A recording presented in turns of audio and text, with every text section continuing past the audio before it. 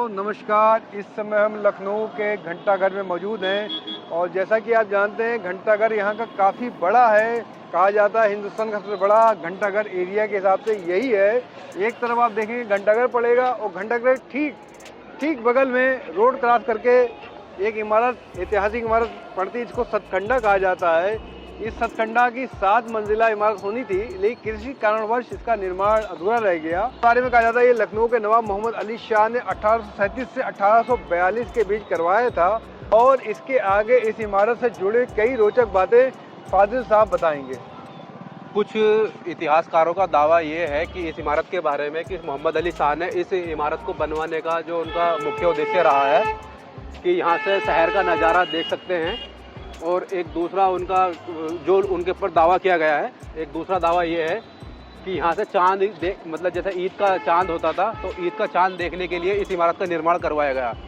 लेकिन तीसरा मिथ्य जो लोगों के बीच में है कि इसकी जैसे बिल्डिंग पहली बनवाई मोहम्मद अली शाह ने तो उनका इंतकाल हो गया, उसके बाद में दूसरे नवाब बने, उन्होंने दूसरी का निर्माण करवाया, उसके तुरंत बाद उनका देहांत हो गया और जब तीसरे नवाब बने उसका देहांत हो गया और फिर जब चौथे बने तो उनका भी देहांत हो गया। तो लोगों के बीच, नवाबों के बीच में एक मैसेज गया इस चीज़ से कि इसका निर्माण करवाने का मतलब है कि हम नवाबों का यहाँ से मतलब देहांत हो जाएगा। लेकिन ये तथ्य जो है यहाँ के आम जुबान में, आम लोगों के बीच में मौजूद है, लेकिन जब इतिहास से आप इसको अवलोकन करते हैं इस बात की तो एक घटना गलत साबित होती है और ऐसा लगता है कि मोहम्मद अली शाह के बाद बाकी नवाबों ने इसके निर्माण को, अधूरे निर्माण को पूरा नहीं कराया।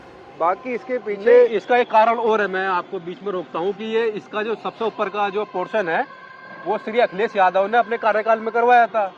तो उसका भी एक मैसेज यहाँ के लोग देते हैं कि उनकी सरकार चली गई 2017 में। ये तो मौखिक बातें हैं या आम पब्लिक की भी धारणा है, लेकिन जो इतिहास में है, इतिहास में 1837 से लेकर 1842 तक इस बिल्डिंग का निर्माण हुआ जिसमें 4 मंजिला इमारत पूरी हो पाई। उसके बाद उनका देहांत हो गया जो नवाब थे उसमें, और बाद के नवाबों ने इस बिल्डिंग के निर्माण को पूरा कराने के पीछे रुचि नहीं दिखाई, इसलिए इस बिल्डिंग का निर्माण अधूरा रह गया। आप देख सकते हैं कि सबसे ऊपर का पोर्शन जो है श्री अखिलेश यादव ने बनवाया था।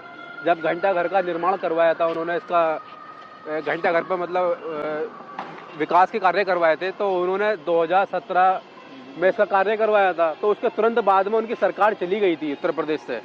तो इसके बारे में जो आम लोगों के बीच में धारा है कि वो यही है कि जो इसको निर्माण करवाएगा आगे का वो जाएगा। हाँ, इसको एक जो है इसको अपशकुन माना जा रहा है। यहाँ कई लोगों से मेरी अक्सर बात हुई है तो उन्होंने इस बात को कहा है, और हालांकि जो चीज़ें वो कहते हैं वो इतिहास में तो ऐसा नहीं हुआ कि एक बादशाह मर गया, उसने एक बिल्डिंग कराई, दूसरे ने कराया, तो ये तो गलत है।